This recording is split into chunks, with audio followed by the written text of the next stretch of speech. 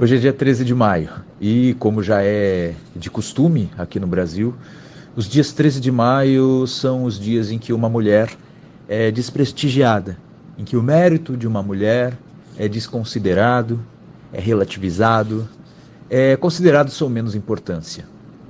Eu me refiro à Princesa Isabel. Princesa Isabel, no 13 de maio de 1888, assina uma entre tantas leis que estavam em discussão avançada e já aprovadas no contexto ali da chamada Assembleia Geral, que era a união do Senado, da Câmara dos Senadores e da Câmara dos Deputados do Império do Brasil. Princesa Isabel escolhe uma lei, um projeto de lei específico para assinar, sancionando e, portanto, colocando em vigor, num grande evento de comoção nacional, a chamada Lei Áurea, que é a lei de libertação daqueles que até então estavam sendo escravizados. A princesa Isabel escolhe a lei que libertava de imediato os escravos e que fazia com que eles fossem libertados sem que nenhuma indenização fosse paga para aqueles que se consideravam seus senhores, aqueles que, enfim, lhes tratavam como se propriedade fossem. A princesa Isabel, portanto, entrou numa polêmica na época, porque a grande polêmica da época é que os poderosos queriam que a libertação, que já parecia inevitável, fosse realizada com um pagamento a eles, com uma indenização pela perda de propriedade. Mas a princesa Isabel considerou que se não eram propriedade de maneira alguma, e sim seres humanos que deveriam ter as suas dignidades restituídas e as suas liberdades, enfim, respeitadas, não deveria haver qualquer tipo de indenização pago pelo Estado para quem antes era, enfim, proprietário de almas.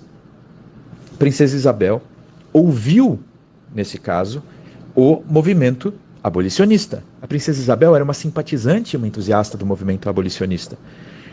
Consta, primeiro, que a princesa Isabel já pessoalmente, não como autoridade, realizava uma série de atividades no sentido de proteger fugitivos, cativos que estavam em circunstâncias de maus tratos e aqueles que lhes pediam ajuda.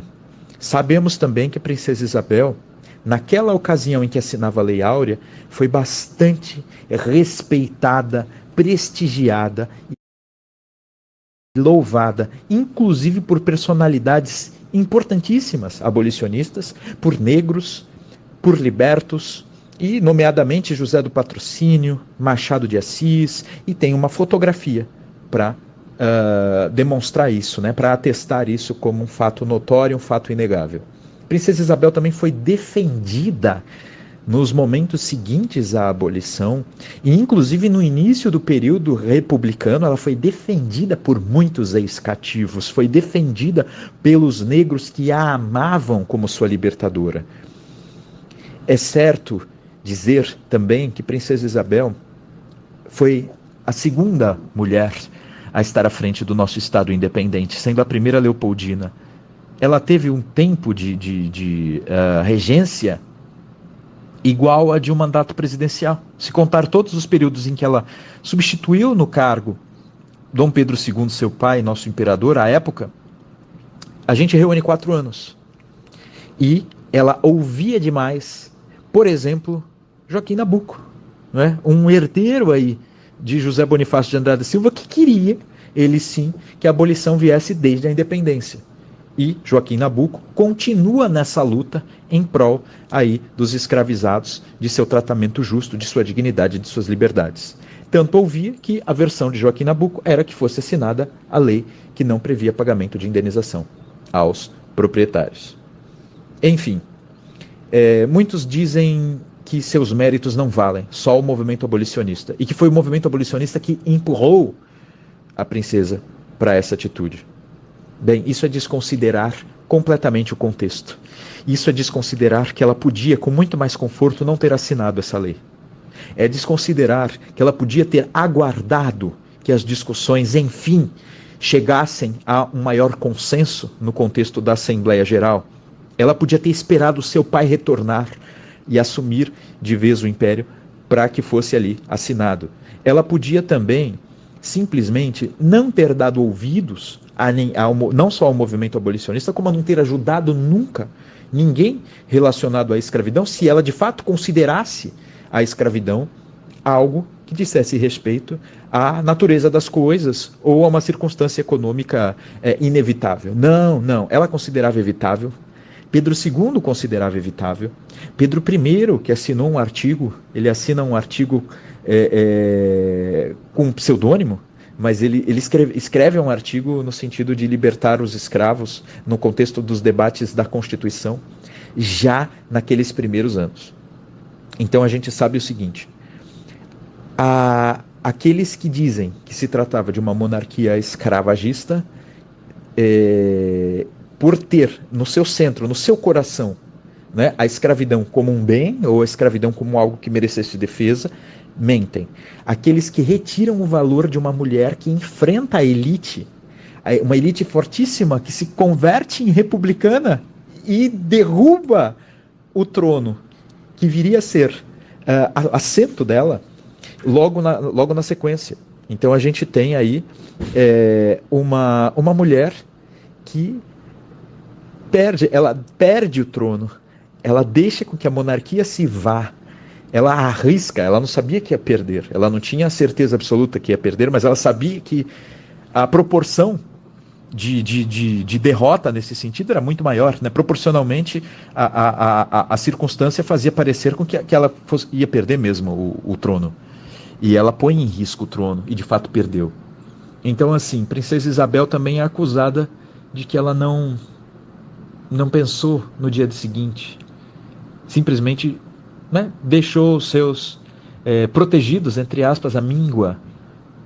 Mas isso não é verdade. Ela trouxe para o Brasil os salesianos, justamente aqueles, né, que, orientados, organizados, sob a liderança, né, de São João Dom Bosco, criaram um movimento pedagógico e ao mesmo tempo profissionalizante que ela queria trazer para o Brasil justamente para resolver a situação dos ex-cativos.